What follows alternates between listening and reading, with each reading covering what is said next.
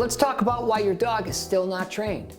Hey there, thanks for tuning in to Modern Dog Training. The reason why a lot of people have a dog that is still not trained, despite hiring trainers or perhaps having read or watched videos such as this, the reason why your dog is still not trained is because you're not training your dog. You're not efficient, your mechanics are poor, your reinforcement history is poor, and that's why the dog seems to be not trained. I've been training dogs and working with dogs for over 20 years, and many times people will show up here at Urban Dogs and they'll say, my dog is still not trained despite doing all this work. I get in the room with the dog and literally within minutes to seconds, the dog is doing stuff that I ask it for. And the difference is because when I interact with dogs, I'm engaging. For instance, I might say, leave it, yes, and toss the dog a treat when they actually disengage versus dog name, cut it out, stop it, dog name, cut it out, stop it, and then the person quits. Dogs will figure that out.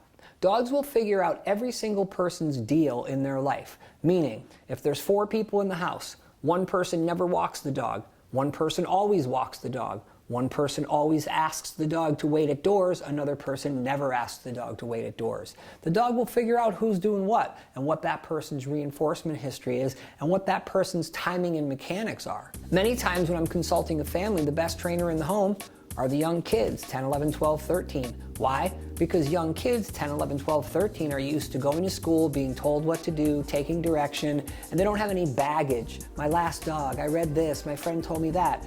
I show up, I show them how to train the dog, and the kids do great because they're just doing what has been asked of them. Whereas the adults have this narrative in their head and they want to construct a story about why the dog isn't trained or why the dog's doing this. And at the end of the day, as all animal trainers know, you stay out of the animal's head. What is the animal doing?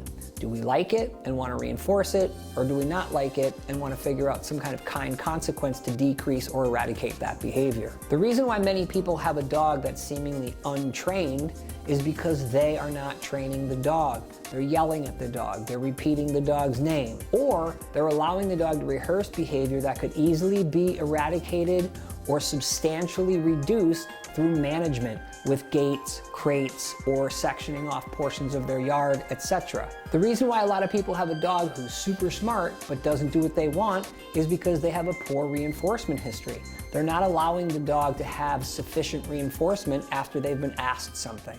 For example, when you ask a dog to sit and wait at a door and you open the door and they move, you should shut the door. That's a kind consequence, teaching the dog that if you move before you're released, your access is going to be stopped. Okay, the access, the act of going through the door or the gate, that's the reward. You don't even need a food reward there. The other thing is scent. So you ask your dog to leave one scent and then you have them get the next scent.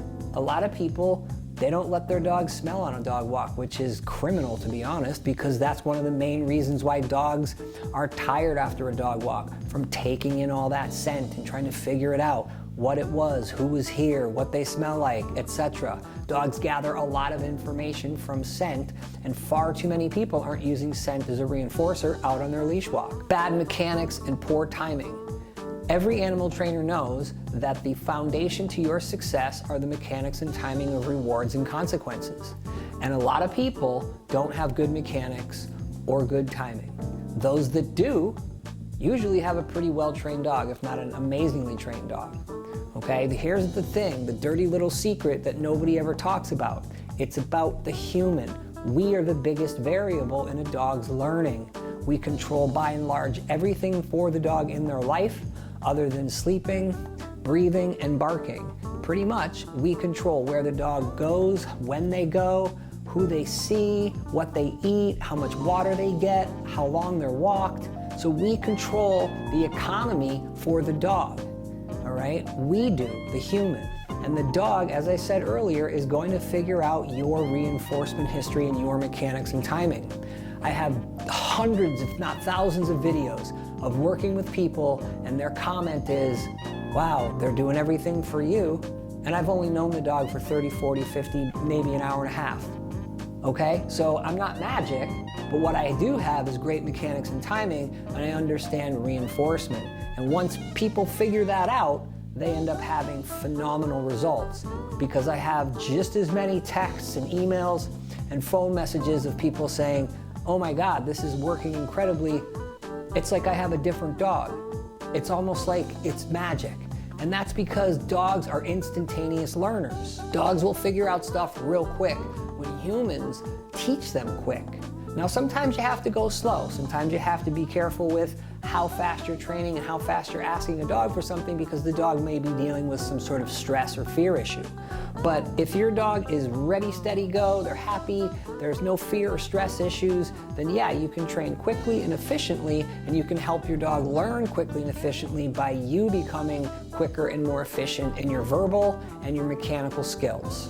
So if you want to know why your dog isn't trained, look no further than yourself. Once you improve, your dog will improve. Remember, humans are the biggest variable in a dog's learning history.